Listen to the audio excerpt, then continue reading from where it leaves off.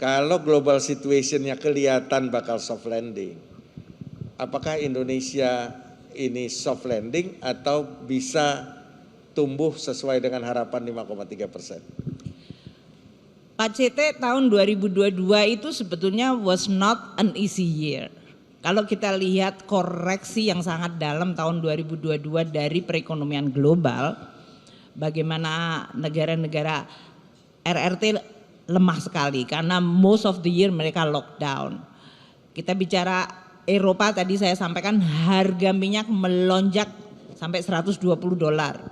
Itu langsung membuat mereka patah atau lumpuh. Amerika Serikat juga hit by the inflation sampai 9%. Jadi kalau kita lihat situasi 2022, which is dari sisi level dan intensity pressure itu luar biasa besar, Indonesia tumbuh berapa coba? 5,3 kan?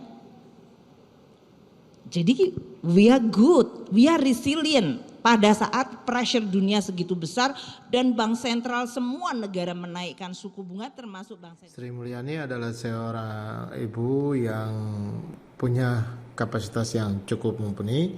Sri Mulyani adalah seorang tokoh ekonom yang terkenal di Republik Indonesia. Dia merupakan peraih Global Award untuk bidang keuangan.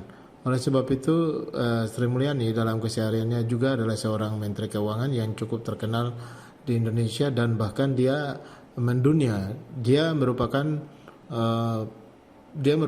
seorang ekonom dan sekaligus merupakan mantan direktur Bank Dunia. Oleh sebab itu Sri Mulyani dalam kesehariannya dia cukup mumpuni. Sri Mulyani dalam kapasitasnya sebagai menteri keuangan, dia merupakan tokoh yang sangat berpengaruh di Indonesia. Dia telah menjabat di dua presiden yang berbeda.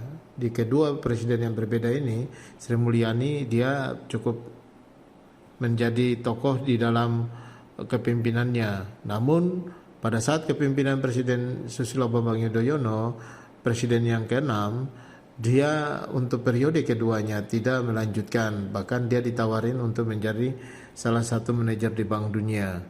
Nah, ketika dia menjabat sebagai direktoring Bank Dunia, dia merupakan orang yang cukup terkenal. Sehingga ketika Presiden ke-7 Indonesia menjabat, yaitu Bapak Insinyur Joko Widodo, dia kembali ditarik pulang dari Washington DC ke Indonesia untuk kembali bertugas sebagai Menteri Keuangan.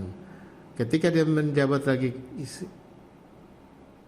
lagi sebagai Menteri Keuangan Republik Indonesia periode 2014-2019, banyak sekali hal-hal yang dilakukan, bahkan untuk menjaga rupiah dari inflasi dunia, dan di berbagai aspek itu dia merupakan tokoh yang sangat disegani. Sri Mulyani merupakan tokoh yang begitu disegani di dalam pengelolaan keuangan negara. Banyak aset-aset negara yang sebelumnya tidak tercatat di zaman kepemimpinan presiden sebelumnya sudah tercatat di era Presiden Insinyur Joko Widodo dan di zaman Menteri Keuangan Sri Mulyani. Ibu Sri Mulyani sendiri merupakan salah seorang ekonom yang terkenal dengan berbagai keputusan-keputusannya untuk meningkatkan kebijakan di bidang perekonomian, khususnya sebagai bendahara negara Republik Indonesia. Sri Mulyani merupakan tokoh yang sangat disegani. Oleh sebab itu, ketika aspek yang dia kembangkan begitu selalu didengar dan diberikan kewenangan penuh untuk menjalankan